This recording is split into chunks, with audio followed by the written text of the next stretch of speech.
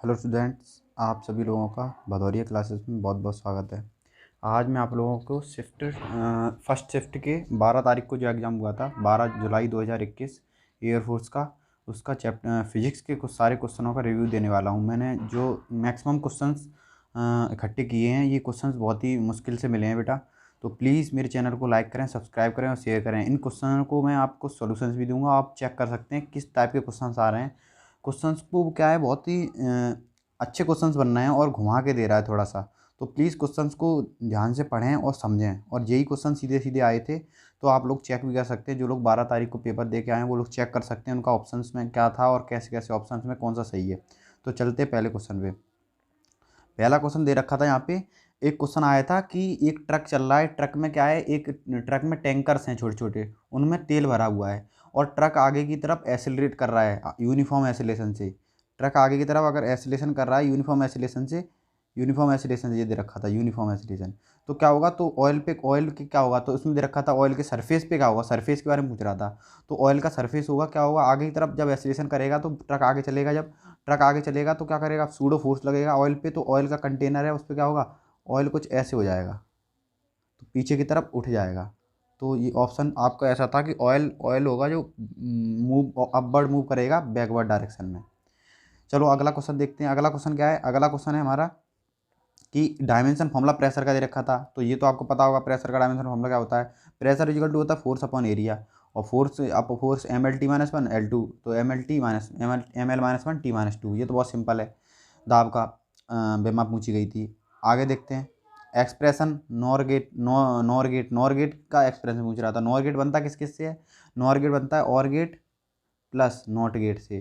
तो और गेट का एक्सप्रेशन क्या होता है, और गेट में क्या होता है, कोई ए और बी डालोगे तो क्या बने, ए जैसे इनपुट ए और बी दिए तो यहाँ निकलते हैं ए प्लस बी।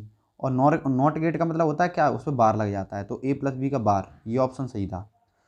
तो ये 3 क्वेश्चन हो गए आपको, आई होप आपको समझ में आ रहे होंगे। तो बहुत सारे क्वेश्चंस बन सकते हैं ऐसे, तो बस मैं आपको रिव्यू दे रहा हूँ कि क्वेश्चन कैसे कैसे आए थे और कैसे कैसे क्वेश्चन बन रहे हैं। इसको आपको देख के बहुत हेल्प मिलेगी। तो प्लीज़ क्वेश्चन को लास्ट तक देखें और मेरे चैनल को लाइक करें, सब्सक्राइब करें और शेयर करें। तो हम चौथा क्वेश्चन देखते हैं। ये बोल रहा था density of water increase density of water on increase the temperature to 10 degree. Density water की डेंसिटी का क्या होगा अगर टेम्परेचर 10 डिग्री सेल्सियस तक बढ़ाया जाए। तो आप लोगों को पता है कि अगर 0 से 4 डिग्री सेल्सियस तक बढ़ाते हैं तो डेंसिटी बढ़ती है, और 4 डिग्री सेल्सियस से हम बढ़ाते हैं तो डेंसिटी घटती है। तो मैक्सिमम डेंसिटी कितनी डिग्री पे होती है ये पूछ सकता था। तो 4 डिग्री सेल्सियस पे वाटर की डेंसिटी मैक्सिमम होती है। फिर क्वेश्चन आता है यहाँ से कि ये पूछ रहा है कि यहाँ पे कि 10 डिग्री तक, तो 4 तक तो बढ़ेगी और 4 के बाद घटेगी। तो पहला ऑप्शन ऐसा कुछ सही था इसमें कि फर्स्ट इंक्रीज देन डिक्रीज। अगला क्वेश्चन आया था कि simple pendulum pendulum at mean position. Simple pendulum के मीन पोजीशन पे कुछ क्वेश्चन दिया था, पूछ रहा था यहाँ पे कुछ कि मीन एनर्जी के बारे में दे रखा था। ऑप्शन दे रखे थे, kinetic energy, maximum potential energy, या फिर काइनेटिक, ऐसे दे रखा था पोटेंशियल एनर्जी होगी कि काइनेटिक एनर्जी होगी कि काइनेटिक पोटेंशियल दोनों होंगी। तो तुम्हें पता होना चाहिए कि जो मीन पोजीशन होती है उस पोजीशन पे क्या होता है, इस पोजीशन में वेलोसिटी मैक्सिमम होती है, और वेलोसिटी मैक्सिमम होगी तो काइनेटिक एनर्जी होगी सिर्फ, और पोटेंशियल एनर्जी क्या हो जाती है, जीरो हो जाती है। तो आई होप आपको समझ में आया होगा कि उसमें काइनेटिक एनर्जी वाला ऑप्शन लगा के आना था आपको।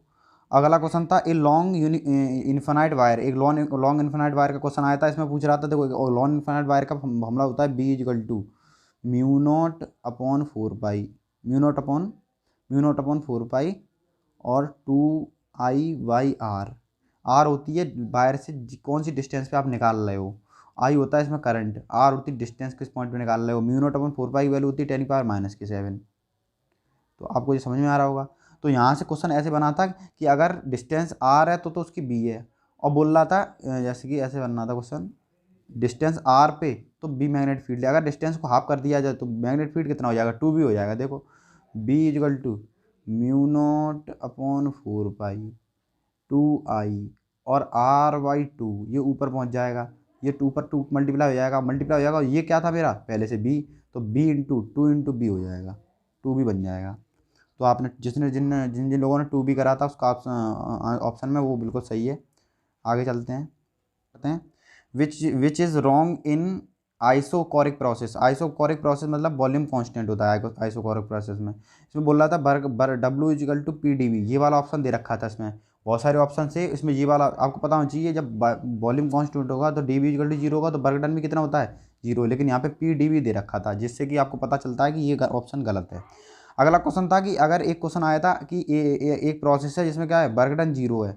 अगर वर्क डन जीरो है और डी क्यू मतलब delta energy change in energy, energy zero मतलब नेगेटिव है। नेगेटिव का मतलब होता है कोई सिस्टम में से हीट क्या करी जा रही है, बाहर निकाली जा रही है, और सिस्टम में से हीट बाहर निकाली जाएगी, वर्क डन किया नहीं जाएगा, तो क्या होगा, उसकी इंटरनल एनर्जी घटेगी। और इंटरनल एनर्जी किससे डिपेंड करती है, डायरेक्ट डायरेक्ट टेम्परेचर पे, तो टेम्परेचर भी डाउन हो जाएगा।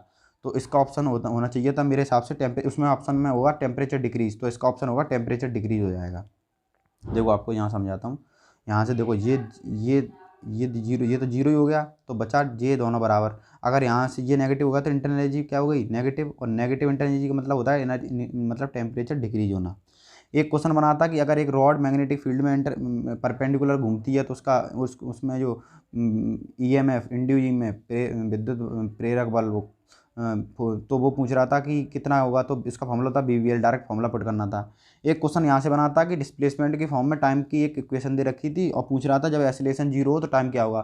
तो इसको क्या करेंगे, दो बार डिफ्रेंशिएट कर देंगे, D S over D T, तो ये आ जाएगा वेलोसिटी। और वेलोसिटी को एक बार और इसी को कर देंगे D S two upon D T two, तो क्या आ जाएगा एक्सीलरेशन। फिर इसको जीरो के बराबर कर देते तो टाइम आ जाता। तो आई होप आपको समझ में आएगा। इसको दो बार डिफ्रेंशिएट करना था, इसको एस को दो बार डिफ्रेंशिएट करके और उसको जीरो बराबर कर देना था, आंसर आ जाता आपको। क्योंकि आपको पता होना चाहिए कि डिफरेंस, एक बार डिस्टेंस डिस्प्लेसमेंट का डिफ्रेंशिएशन करोगे तो वेलोसिटी आती है, और उसका दोबारा कर दोगे तो एक्सीलरेशन आ जाता है। तो आई होप आपको समझ में आ रहे होंगे क्वेश्चन। चलो आगे देखते हैं। अगला क्वेश्चन बना था यहाँ से, ये क्वेश्चन बोल रहा है कि if the wavelength of photon decrease then its momentum and energy. Wavelength तो आपको पता होना चाहिए। अगर वेवलेंथ अगर ई इक्वल टू होता है S C upon lambda, lambda घटेगा तो मोमेंटम भी बढ़ेगा और एनर्जी भी बढ़ेगी। तो इसका ऑप्शन नंबर आपका ये सही होता, ए ऑप्शन में आया होगा ये आपका, ये भी सही था। आगे देखते हैं। If light goes from rare to denser, rare से डेंसर जाने पे क्या होता है वेवलेंथ का, तो आपको पता होना चाहिए। अगर रेयर से डेंसर जाएगी तो म्यू टाइम, जिस मीडियम का डिफ्रैक्टिव इंडेक्स उस टाइम घट जाती है, उसके डिफ्रैक्टिव इंडेक्स से डिवाइड कर देंगे तो वेवलेंथ, तो आपको पता होना चाहिए किसी चीज़ से डिवाइड हो रहा है मतलब कि उसकी वेवलेंथ डिक्रीज हो रही है, तो वेवलेंथ डिक्रीज हो जाती है। अगला क्वेश्चन देखते हैं।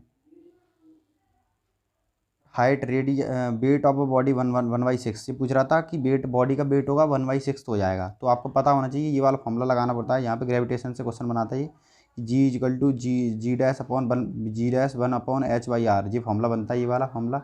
और यहाँ पे आपको कुछ नहीं करना था।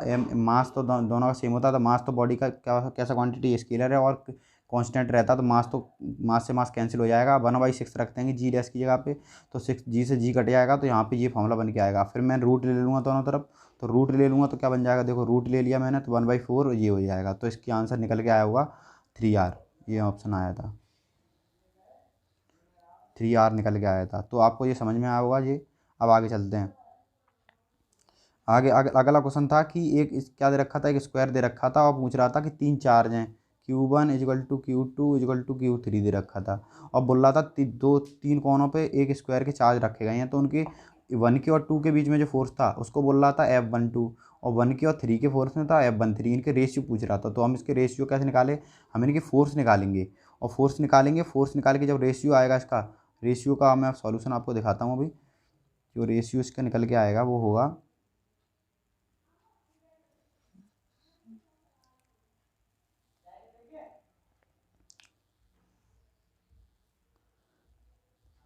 ये रेशियो निकल के आता है, ये इसका फोर्स निकल के आता है, ये इनका, और इन दोनों का रेशियो निकल के आएगा 2:1। तो आई होप आपको समझ में आ रहा होगा। अगला क्वेश्चन देखते हैं। एक क्वेश्चन यहाँ से बना था, एनर्जी पूछ रहा था, जो एनर्जी इंडक्टर में स्टोर होती है किसके फॉर्म में होती है, तो मैग्नेटिक एनर्जी के फॉर्म में होती है। आई होप आपको ये समझ में आया होगा। अगला देखते हैं। अगला पूछ रहा था, इफ़ एक इंडक्टर को जिसमें रेजिस्टेंस आर है उसको डीसी सोर्स से कनेक्ट करके रखा है, अगर उसको एसी से कनेक्ट कर दें तो उसके रेजिस्टेंस पे क्या फ़र्क पड़ेगा, तो आपको पता होना चाहिए। अब एसी से कनेक्ट करेंगे तो इसकी रेजिस्टेंस इंक्रीज हो जाएगी। एक क्वेश्चन बना था वर्क पावर एनर्जी से, वर्क पावर एनर्जी में DW बराबर ऐसे कुछ दे रखा था, तो पूछ रहा था वर्क डन, तो आपको इंटीग्रेशन करना था और वैल्यू पुट करनी थी, लिमिट दे रखी थी उसमें।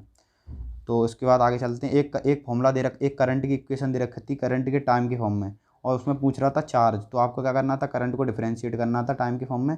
उसके बाद आपको क्या मिल जाता, सॉरी, आपको करंट को इंटीग्रेट करना था। इंटीग्रेट करते आप करंट को, तो आपको देखो आई बराबर लिख देते क्यू, इसको तो यहाँ पे आप इंटीग्रेट करोगे, जैसे D Q over D T क्या होता है, आई, और इसको इंटीग्रेट कर देते तो आपको क्या मिल जाता, करंट मिल जाता है। यहाँ से आगे चलते हैं।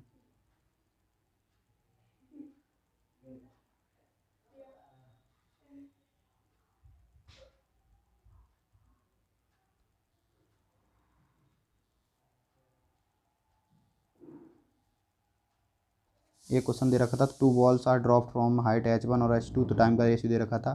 तो ये क्वेश्चन मैं आपको करा चुका हूँ पहले, मेरे आप देख सकते हैं मैक्सिमम क्वेश्चन मेरे कराए हुए थे। मैंने डायमेंशन के भी क्वेश्चन कराए थे, तो आप मेरे अगर प्रैक्टिस सेट देखेंगे तो आपको उनमें क्वेश्चन मिलेंगे। ये वाला क्वेश्चन था, तो इसको रेट कुछ नहीं करना था, रेशियो लेना था, डिवाइड करनी थी दोनों को। तो इसका जो रेशियो आता है वो आता है 1:√2, 1:√2, ये वाला ऑप्शन हो जाता। तो आई होप आपको मेरे क्वेश्चन जो मैंने कलेक्ट करे वो अच्छे लगे होंगे। मैंने बहुत ही मेहनत से ये क्वेश्चंस इकट्ठे किए हैं। तो प्लीज़ मेरे चैनल को लाइक करें, सब्सक्राइब करें और शेयर करें। मैं आपको ऐसे ही सॉल्यूशंस देता रहूँगा। तो प्लीज़ ये क्वेश्चन, इसको प्लीज़ उन बच्चों तक पहुँचाएँ जिन लोगों का ये 12 तारीख को पहली शिफ्ट में पेपर था, जो वो चेक क्वेश्चंस को चेक कर सकें। Thank you.